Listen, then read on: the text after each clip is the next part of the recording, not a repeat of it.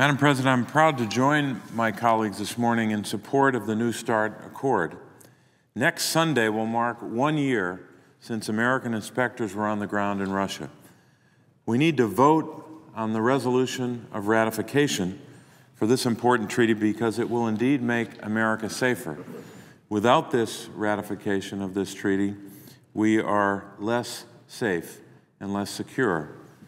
We have to maintain what we've always maintained in this country as it relates to our arsenal, a safe, secure, and effective nuclear arsenal.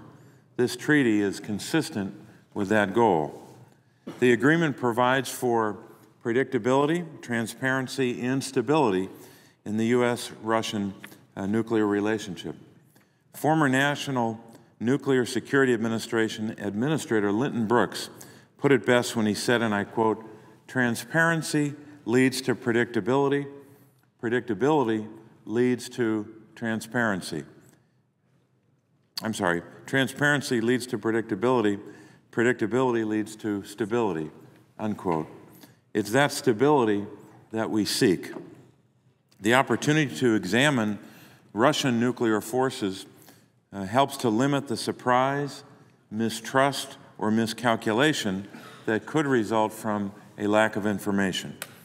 By building trust with regard to our respective nuclear arsenals, progress on other important issues like the war in Afghanistan and our policy as it relates to Iran becomes more likely. Some have asked whether we lost any valuable elements of the original START Treaty's inspection regime. In June of this year, I chaired a hearing of the Foreign Relations Committee that addressed this very issue. We examined the implementation of the treaty with respect to both inspection and verification, and how the treaty would be executed in Russia and the United States. Critics point out that under the original START Treaty, the United States permitted 25 data update reentry vehicles and facility inspections a year, while under New START, the United States can inspect 18 facilities annually, not 25. However, in a previous hearing on the New START Treaty, Admiral Mullen noted that when START entered into force, there were 55 Russian facilities subject to inspection, but that now there is only 35 Russian facilities subject to inspection.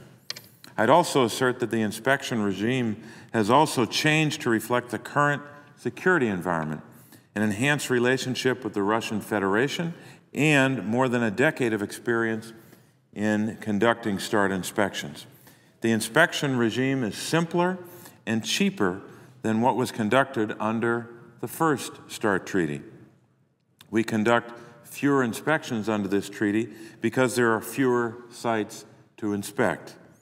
Yet, proportionally, the number of inspections concluded under this treaty has increased, not decreased.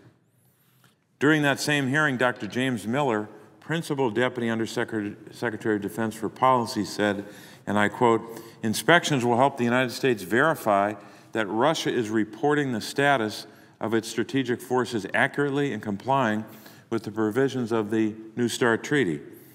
Inspections will not be shots in the dark, using information provided by requiring data exchanges, notifications, past inspections, and national technical means. We can choose to inspect those facilities of greatest interest to us. And then through short notice on-site inspections, our inspectors can verify that what the Russians are reporting accurately reflects reality," unquote.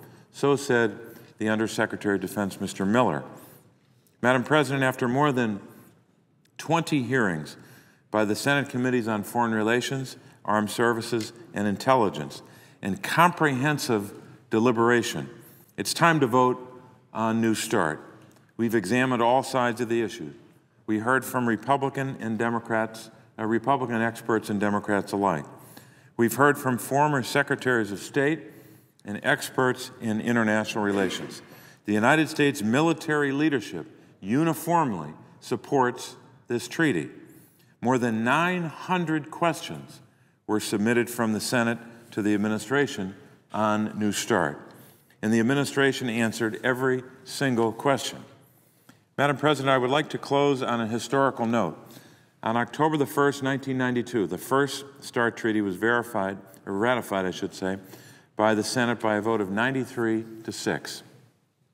As the debate on the treaty wrapped up in this room, Senate Majority Leader at the time, George Mitchell, commended President Bush for his role in negotiating the agreement. He read a letter from Acting Secretary of State Lawrence Eagleburger, which encouraged ratification. This expression of bipartisanship at that time was made remarkable by the fact that the senators assembled would soon return home to campaign in the 1992 election.